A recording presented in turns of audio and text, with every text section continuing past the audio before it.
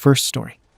I grounded my entitled son and forced him to sleep in the basement as punishment after he neglected my cat. But he refused my punishments. So I gave my husband an ultimatum to choose his ungrateful son or me and my cat. My house is quiet now. Hi everyone. I 23 am live with my husband 42M and his 2 kids, my stepdaughter 12F and my stepson 16M. We've been married for just under 2 years. My husband shares 50/50 custody with his ex-wife, so the kids are with us every other week. I've had my tabby cat since I was 9. She's 14 now, old, sweet, and mellow. She's my girl. Let me start with this. I get along great with my stepdaughter. She's respectful, curious, and actually makes an effort to connect with me, even if I'm not her biological parent. My stepson.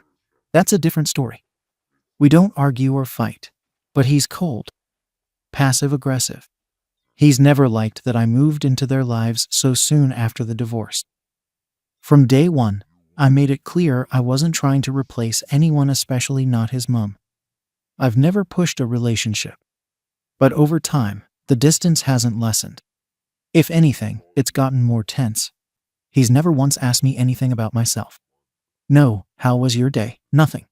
Just one-word replies, shrugs, or silence.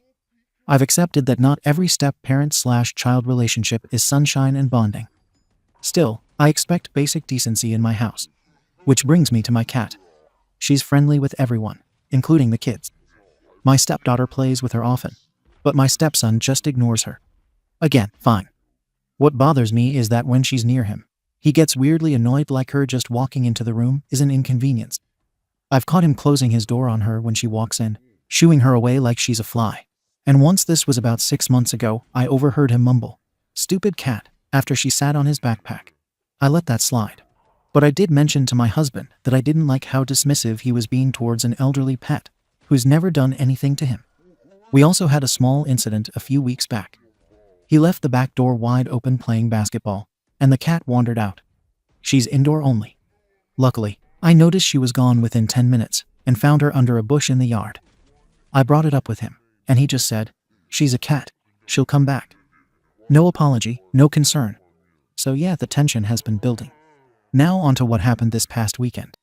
My husband and I had dinner plans, just the 2 of us. It was our Saturday off from the kids, they were both at our place. But my stepdaughter had already gone to bed. She's got a regular bedtime, and she follows it. My stepson usually stays up late gaming, which is whatever, he's 16, and it's a weekend. We told him we'd be gone for a couple of hours and to just relax. The cat was chilling in her room when we left. Yes, she has her own room with a cat tree, toys, heated bed, etc. She's low maintenance. We weren't worried. When we got back, probably close to midnight, we noticed something weird. No cat. She usually greets us at the door, or at least peeks out from the hallway. We called for her. Nothing. I checked the bedroom, her room, and the kitchen, then I heard scratching. It was coming from the basement door. I opened it, and there she was, crouched at the top of the stairs. She looked spooked, ears back, tail twitching. Her water bowl was still full upstairs. She clearly hadn't been down there long, but long enough to get stressed. Now, and this is important, the basement door has a hinge issue. If it's left cracked open, even slightly, it swings shut and latches. We've had it on our to-do list to fix. The latch doesn't lock, but once it's shut, the cat can't open it from the inside. It's happened once before, but during the day when I was home and heard her. Anyway, I picked her up, checked her over, she was fine but jittery, and turned to my stepson, who was on the couch, half asleep. I asked what happened. He looked confused for a second and said, "She must have gone down there. I didn't see." I asked if he noticed the door shut. He said no, he was playing a match and fell asleep. At this point, I was still trying to be calm, but something wasn't sitting right with me. I asked how she got out of her room in the first place. He just shrugged and went. "She was in my room for a bit. Then she left." That raised my eyebrows. I asked, "Why was she in your room?" He said, "She walked in." I asked if he did anything to her. He swore he didn't. Just let her out. My husband checked the security camera feed, not to accuse, just to clarify the timeline. And there it was, clear as day. The cat walks into his room at some point during his game. He yells something like, "Oh my God," slams his keyboard, picks her up, and sets her outside his door. Not violently, but clearly annoyed. He doesn't close the door gently, either just pushes it shut behind her. She sits there in the hall for a moment, then wanders towards the basement. 5 minutes later, the door swings shut behind her. That's it. No further movement. No one notices. Stepson eventually knocks out on the couch. I was livid. Not because he set her outside I get frustration, but because we've had multiple conversations about being more mindful with her. She's 14. She's not some zoomy kitten. And after the backdoor incident and his general dismissive behavior, this felt like a final straw. So I told my husband, if he thinks it's okay for a cat to be shut in the basement overnight, then maybe he can see what that feels like. My husband didn't argue. He was irritated too, not full-blown mad, but disappointed. He told our son, go get a pillow and blanket. You're sleeping in the basement tonight. You'd have thought we'd told him to sleep in the garage. He flipped. He said it wasn't his fault, that he didn't put her down there, that he didn't know the door would shut. I told him, exactly because you didn't care to check. If you hadn't kicked her out in the first place, she would have been fine in your room. He yelled, you're putting a effing cat above me. And I said, I'm holding you accountable for your actions. You keep treating her like she's disposable. He eventually stormed off. And yeah, he slept down there. It's not like we threw him into a dungeon. It's a finished basement with a couch and a small bathroom. But he sulked the entire next day and refused to speak to either of us beyond telling us we were ridiculous and cruel. Since then, it's been cold silence. Not even basic civility. He'll walk past us in the hall like we don't exist. Meals. He makes himself a sandwich and eats in his room. No thanks, no conversation. The only thing he said since that night was on Monday morning, right before school. He looked at me and said, I hope that cat dies soon so you can be normal again. Didn't even blink when he said it. I told my husband what he said. He went silent for a while, then just said, I don't know what's going on with him. And I get that it's his kid, and divorce screws kids up. But we're now 2 years in. This isn't early adjustment anymore. This is entitlement and zero accountability. And no, I don't think he's depressed or struggling in some hidden way. He's fine at school. Laughs with friends. No issues with his mom. The only problem he seems to have is me and the cat. We didn't bring up the incident again all week. But the tension's sitting in the house like a fog. Even my stepdaughter asked if her brother was mad about the cat. I just said, he's upset about a decision your dad and I made, but it'll pass. She shrugged and went back to her tablet. A few people, including my husband's sister, said we were harsh. She called it petty parenting. I told her the basement has heat, a bed, a couch, and a TV. He wasn't sent to a punishment chamber. We made a point not to yell, not to get physical, not to blow it up beyond what it was. But if you mistreat a living animal, even by negligence, there should be consequences. That's what it was. Not cruelty, not abuse, just negligence. I'm not demanding he love the cat. I've never told him he has to bond with her. But basic respect is non-negotiable. If you can't be trusted to act responsibly when left alone in the house, you don't get to coast without any consequences. He's claiming he didn't lock her in the basement. And technically, he's right. He didn't chase her down and shut the door behind her. But that's not the point. He kicked her out of his room after she caused him to lose a game. He knew we were out.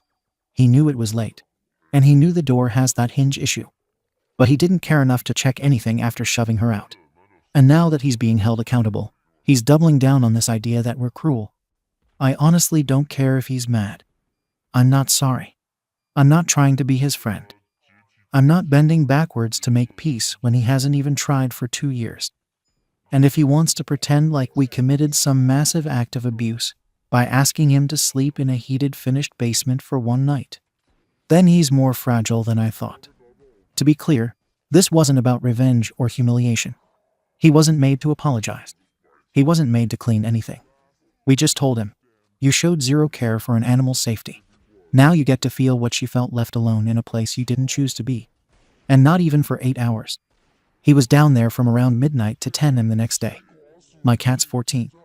Her joints are starting to stiffen. She gets scared easily when doors slam. She gets stressed if she can't access her water bowl. It's not just about a cat.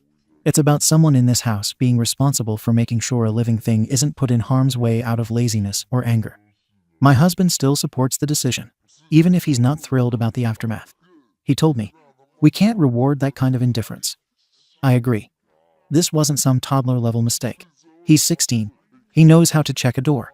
He knows how to say, "Hey, your cat's downstairs." He just didn't give it SHT. Now he's trying to flip it on us like we're monsters. His mum even texted my husband asking, "Is this true?" He just replied, "Yes." She was locked in the basement. He slept there one night. End of story. She hasn't followed up.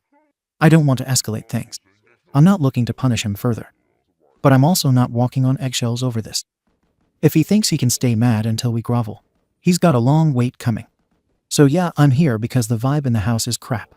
And I know how Reddit feels about animals over humans. But I'm asking anyway. Ada for making my stepson sleep in the basement after his actions led to my cat getting locked down there overnight. Comments. Comment 1. You're damn right, NTA. That kid has zero respect for living things that don't benefit him. She walked across my keyboard, so I tossed her out. Bro, your L on that match is on you, not the 14-year-old cat. He didn't mean to lock her in the basement. Congrats. Still doesn't make him less responsible. The "I didn't know" defense is always weak when the stakes are someone's safety. Replace the cat with a toddler and watch how fast that excuse gets shredded. One night in a heated basement with a blanket. Boo effing who? He's lucky you didn't have him cleaning litter boxes for a week. And that "I hope she dies soon" comment? That's the part I'd still be seething about. The kid's got a mean streak. Comment 2. YTA. And not because you care about your cat, that part's fine. But this whole dynamic is messed up. First, the punishment. Ridiculous. You're a grown man with a job, autonomy, and power in the house, and you chose to make a 16-year-old sleep in the basement over something that was clearly an accident. Yes, he was careless. Yes, he has a SHTTY attitude towards the cat. But your reaction came across like you were waiting for any excuse to lay down a power move. It doesn't feel like this was about teaching him empathy. It feels like you don't like him, and this was your chance to humble him. Also, I can't be the only one side-eyeing the age gap here. You're 23. You married a man almost twice your age with a teenager who probably remembers life before you. You're not even 10 years older than the kid you're trying to discipline like a dad. You're not the arsehole for being a step-parent. You're the arsehole for acting like you've earned moral authority over him when it's clear the relationship never got there. You need family therapy, not ego-driven, teachable moments. This kid resents you, not the cat. Comment 3. YTA. You lost me with he flipped and I was livid combo. I get that he was careless, and this is part of a bigger pattern. But it honestly sounds like you have some unresolved resentment towards this kid, and you jumped at a chance to assert control. If this were just a one-time event, I'd probably side with you. But your entire post reads like a slow burn of, "This little SHT never liked me, and now I've had it." That's not parenting. That's personal beef. Also, you and your husband should be aligned. He seemed more passive than anything, and if this was really about boundaries and respect, he should have led the conversation. You came across as the primary disciplinarian, which makes it feel even more personal. The kid definitely needs to learn responsibility, but you need to check your motives. You're not wrong for wanting the cat treated well.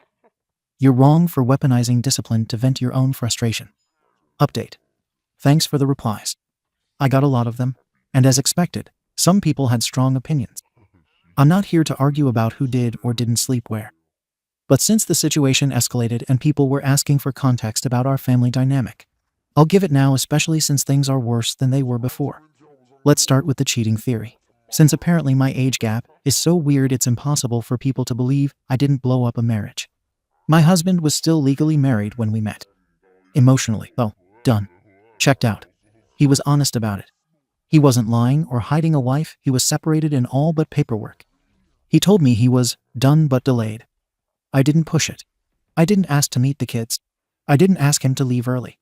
I was barely 21 when we met. I wasn't angling for marriage. But we clicked, and it kept building. He didn't treat me like a toy or a midlife crisis. He treated me like someone he actually wanted to build a life with. He filed for divorce after 6 months of seeing me, not because I pressured him, but because he realized he was ready to close the door fully. That's when things got messy with the ex. She found out about me, but not because he was cheating, because she saw us in public together. She blew up. He moved out. I didn't meet the kids until 8 months later. The kids don't know the full backstory. We never sat them down to say, "Hey, by the way, Your dad met someone new while the divorce was dragging.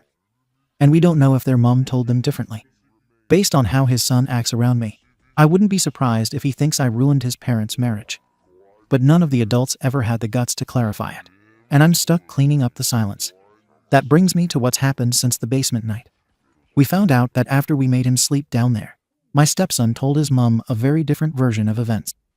According to her, she called my husband screaming the next morning. We locked him in a cold basement for 2 nights, gave him no blankets, and told him to think about how the cat felt while starving in the dark. None of that happened. He had a blanket, a couch, the TV, a bathroom, and full access to the rest of the house in the morning. He was down there one night. But he twisted it to make himself look abused, and his mom took the bait. She's now threatening to petition the court for full custody. My husband called her bluff, and now lawyers are involved. She wants documentation. We're fine with it. But it's already caused damage. The stepson didn't show up this week. It's our scheduled week. But he told his mom he didn't feel safe in the house with me. His dad tried to talk him down, but the kid said if he was forced to come over, he'd go stay with his friend's family instead. So now his mother is letting him stay with her during our time without consequence. My husband's furious but stuck. He wants to stand his ground, but he also doesn't want to escalate custody court again. And as much as I hate to say it, the damage isn't just with the boy now. My stepdaughter is pulling away too. She's still polite, but cold, distant. She used to sit with me after dinner, show me memes, and ask me about my job. This week, she said about 10 words to me in total. Last night she told me, "I don't think you like us." I asked what made her say that. She said, "Because you care more about the cat. And her brother said you never wanted us here." So now I know he's not just complaining to his mom, he's poisoning the well inside the house. And here's the part that really screws with me. I don't know how much of that is based on things he assumes, and how much is based on things his mom might have said. I can't guarantee that she hasn't told them. Your dad cheated with some 21-year-old, or he only married that guy because he was young and easy. The kids don't know the timeline. We never explained it to them, because none of the adults had the nerve to be fully transparent, and now the silence is working against us. At this point, I don't know how to fix anything. My husband still supports me publicly, but he's exhausted. He told me last night, "You didn't do anything wrong, but we're bleeding out here." And he's right. The kids are drawing their own lines now. His son won't come over. His daughter's drifting. His ex is stirring the pot. And I'm the variable none of them asked for. The cat is fine, by the way. She's back to normal. Still jumps on the bed. Still follows me into the kitchen. She's the only one in the house who hasn't changed. Ironically, the one creature who can't speak is the only one not spreading bullshit. I don't regret the basement. I stand by it. He wasn't abused. He wasn't locked away. He was given a harmless taste of consequence in the safest possible form. If the adults had done more real parenting earlier, if the mom had stopped vilifying the dad, if the dad had stopped avoiding hard talks, maybe this wouldn't be happening. But I'm not backing down. I'm not apologizing to a kid who openly disrespects my role in the house, lies to his mom, and tells his sister I hate them. And I'm not going to sit here and pretend that silence is safer than honesty anymore. If the marriage can't survive that, so be it. I didn't blow this family up. I just happened to be standing in the rubble no one wanted to clean up. Comments. Comment 1. I'll say what others won't. Good on you for standing your ground. Everyone's bending over backwards for a teenager who clearly weaponized his version of the story, played victim to avoid accountability, and poisoned his sister against you. You didn't lock him in a cage. You made him sleep somewhere mildly uncomfortable for one night, because he couldn't give a SHT whether your elderly cat got trapped. The real issue here: everyone else is still scared to tell this kid the truth. Dad won't confront him. Mom's spinning lies. Sister's stuck in the middle. Meanwhile, you're the only adult in the room treating him like a person who makes decisions and should face real consequences. And all these Reddit saints crying about family dynamics. Where was that energy when this kid was mocking you, ignoring you, and being borderline cruel about your pet? You didn't blow up the family. You just refused to keep quiet, while everyone else pretended it wasn't already in pieces. Comment 2. Look, I'm not on team stepson, the kid's being manipulative as hell, but you've got a lot of pent-up bitterness that's bleeding out through how you talk about these kids. You talk about cleaning up the silence like it's some noble burden, but dude, you married a man with kids. This isn't some surprise twist. You knew what you signed up for. So yeah, maybe their mom twisted the story. But you also admit none of you clarified anything to them. That's on all three of you, not just her. And the basement punishment. I didn't hate it, honestly. But now it's turned into a civil war. And you still sound more focused on being right than building anything back. You sound like you're done with the son. Fine. But the daughter, she's clearly confused. Instead of going, she believes her brother's lies. Maybe step up and ask her what she needs from you to feel safe again. This isn't a courtroom. This is a family. If you want to win every time, you're going to lose everything. Comment 3. YTA. You don't seem to understand what being a step-parent actually means. This whole situation reads like you're trying to manage a workplace conflict, not raise a teenager. You're demanding respect and accountability without ever establishing trust or connection. This kid isn't just being difficult. He's acting out because he's living in a house where his dad emotionally checked out of a marriage and married someone a few years older than him. And nobody gave him a damn roadmap for how to process any of it.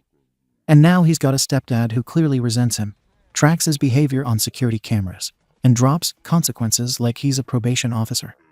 You say, if the marriage can't survive this, so be it. That line right there tells me everything. You're not in this to build. You're in this to win. And you've already decided the kid isn't worth the effort. Yeah, he's 16 and handled the cat situation poorly. But you're an adult. You escalated it. You made a teenager into an enemy. You weaponized a power imbalance instead of taking a single second to understand where that frustration came from. You don't get points for technically being right when emotionally you're completely off the map. Update. I didn't expect to be back this soon, but things moved fast and sideways. The situation with my stepdaughter came to a head first. She asked to talk to me alone, which is rare for her lately.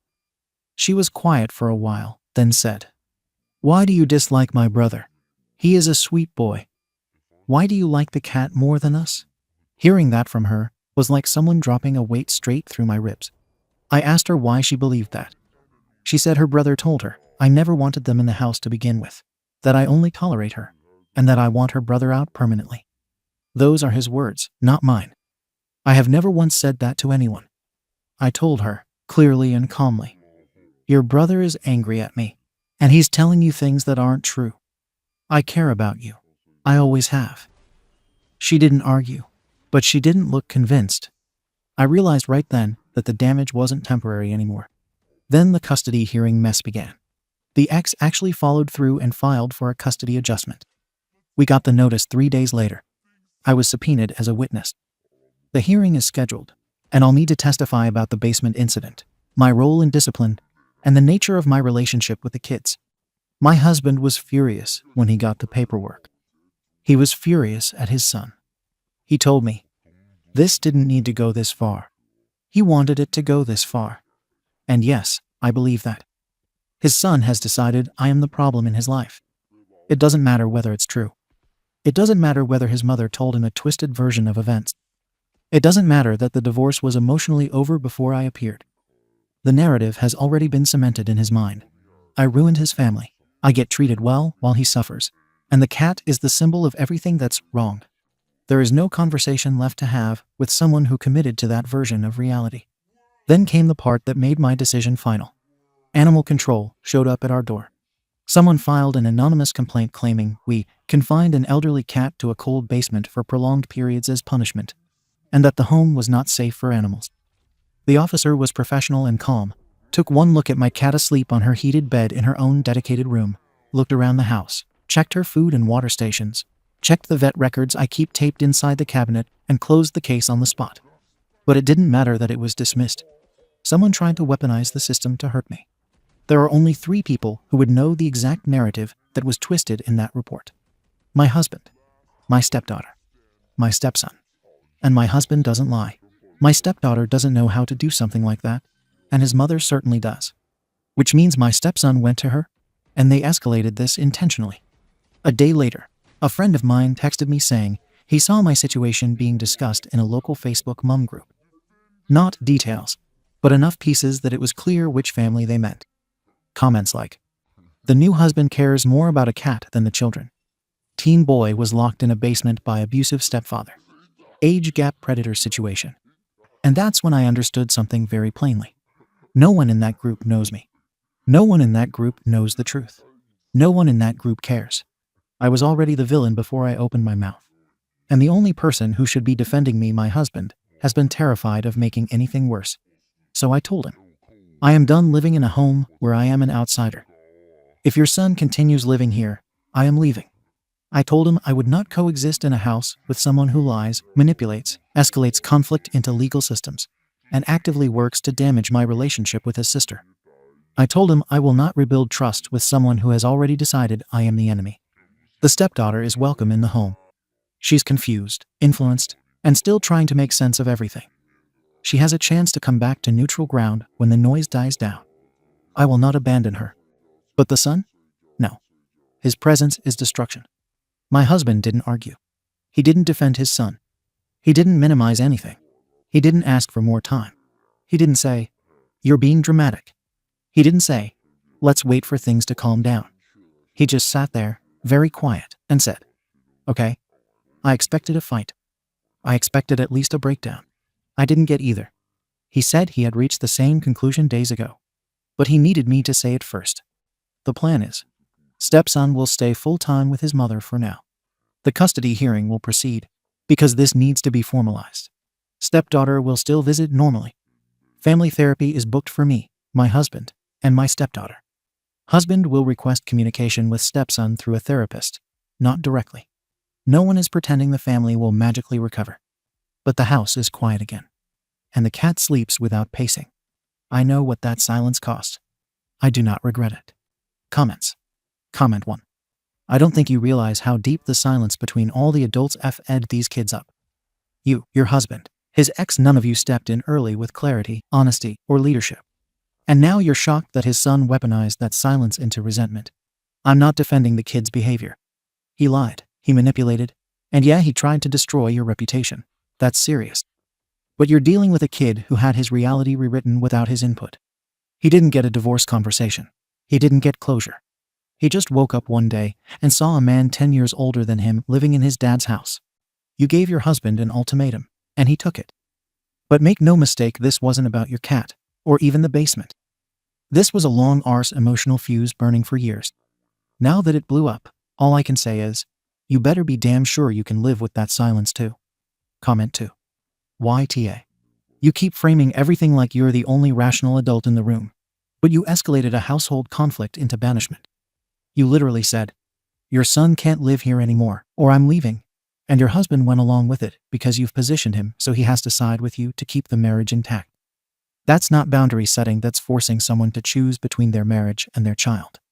Your stepson has issues, but you nuked his relationship with his father to win a moral argument. And the stepdaughter? You didn't spare her. You're saving her because she's still pliable. You kept the kid you think you can fix, and got rid of the one who won't bend. This whole house has been in emotional smoke for months. And instead of saying, maybe we all need to reset, you went, one of us leaves. You didn't fix anything. You just made the family smaller, so you wouldn't have to compromise. Comment 3. Your husband didn't agree with you, he gave up. He didn't pick you because he loves you more than his son. He picked the path of least resistance because he has zero conflict tolerance, and you have infinite stamina for confrontation. You're not the villain, and you're not the victim, but you're the one steering the ship now, whether you admit that or not. And your husband is just sitting in the passenger seat with his hands in his lap saying, okay, that's not a partnership. That's someone who is scared to fight either side of the fire. So he just lets whichever flame is hottest decide the outcome. And right now, that flame is you. If your husband can abandon his son this easily, do you honestly think he wouldn't do the same to you if the situation flips? This isn't over. It's just paused until the next explosion. Second story. My fiancée of 6 years didn't say a word to me about hating my tattoos, and I just overheard her bitching about them with her mother just before our wedding, so I told her not to marry me. I think I made a mistake. This feels like an absolutely stupid situation, but I just need some perspective, and I figured, why not ask the internet? I'm 32. My soon-to-be ex is 29.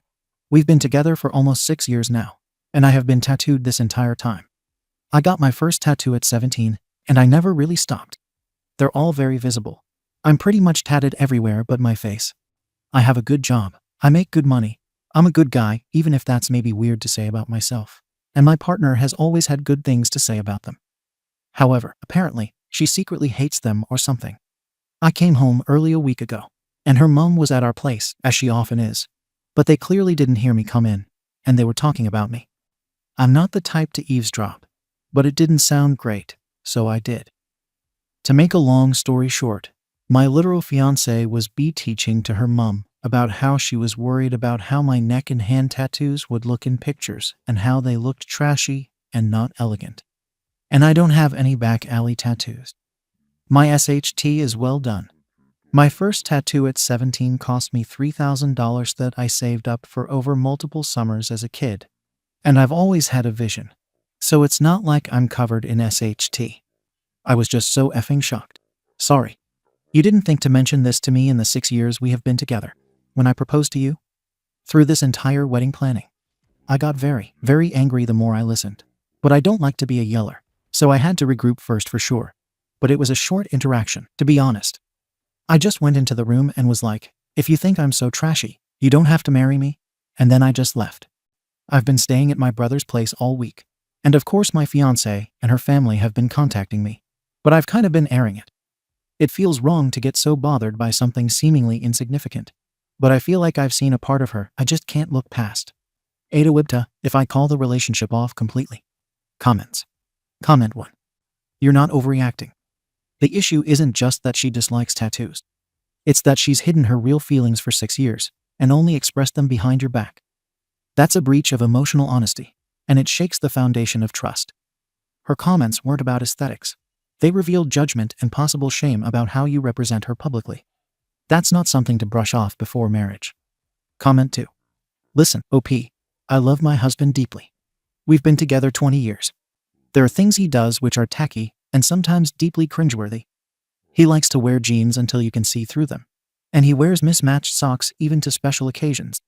He likes to change up his beard on the regular. And sometimes the results are unfortunate. I know these things, but I don't say anything about them because they are his choice. He likes them, and I love him, including every gonk choice he makes. I would marry him again tomorrow because he is my man. That doesn't mean that taking formal photos or going to fancy occasions with him doesn't give me anxiety, because I know how other people are perceiving him as.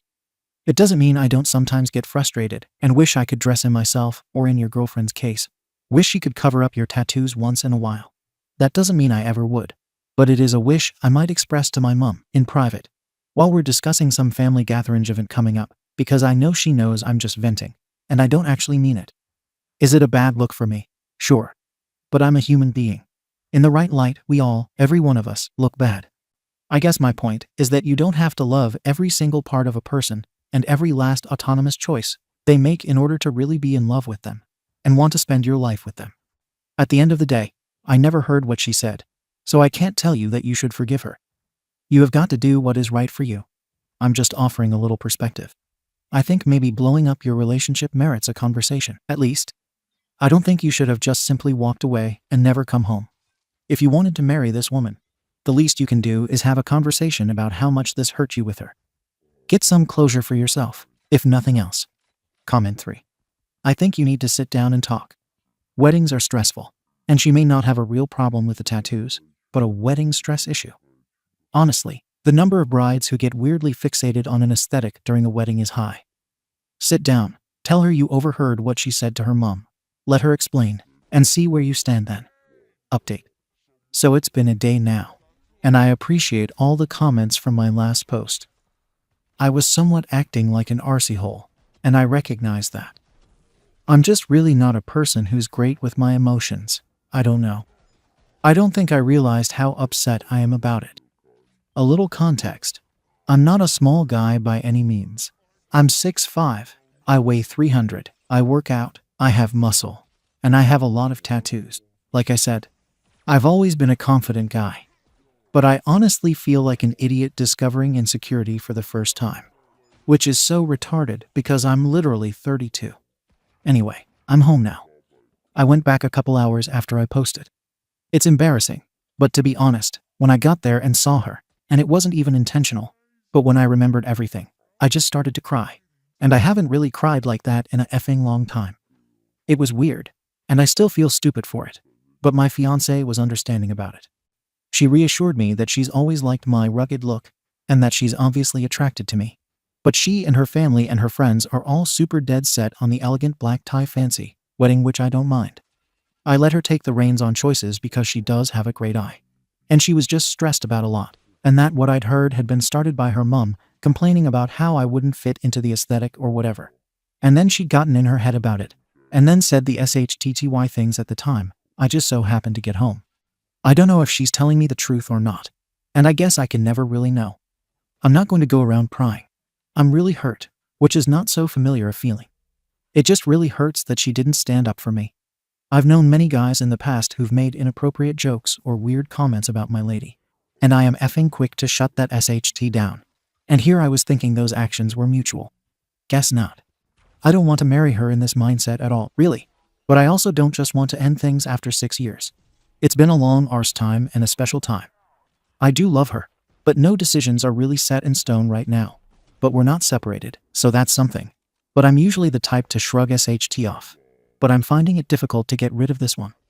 We just wrapped up dinner, and I'm not really angry anymore. I just feel effing sad and pretty stupid for thinking things were fine when they're clearly not effing fine. But that's that. Maybe I'm just an emotionally stunted loser for getting so worked up about all this. Sorry for the depressing update, lol, but that's life. And thanks to everyone who gave me useful advice. It did help gather my thoughts. She mentioned counseling, so maybe that's worth a try. But hey, on a positive note, to the one person who asked, I do indeed have a beard, and it is a very nice one. Comments. Comment 1. At minimum, all wedding planning needs to be put on hold indefinitely. If a date has been picked, cancel it. Everything can be rescheduled until you know for sure whether your relationship is going to make it through this. Even if there are some fees involved, it's still a lot cheaper than divorce. If your fiancé is sincerely remorseful, she will fully understand. If she throws a fit about postponing, then you'll know for sure she isn't really sorry, but only said she was to shut you up. Relationship counseling would be wise, and she needs to prove that she will have your back going forward and will shut down anyone who talks SHT about you. Comment 2. NTA. I find it sad that her version of a perfect wedding doesn't have you in it. My husband's and my wedding had pieces of each of us, because I would have married him in a courthouse. The party was just a bonus. I know a lot of women have been planning their wedding in their heads since they were little, but losing sight of why you are having a wedding should show you where her head is at. Maybe she did have a lapse in judgment, but it sounds like she has had those conversations before. Comment 3. Your feelings are so valid, and you don't need to be so hard on yourself. It doesn't matter who you are or what you look like. Feeling deeply is a human experience, and give yourself the time and grace to process and understand how you feel. It's okay if you marry her if that's what you decide you want to do. It's also okay if you break up because that's what you decide to do. But you also don't need to use slurs. Good luck. OP. That is my bad. I didn't know it was such a big deal.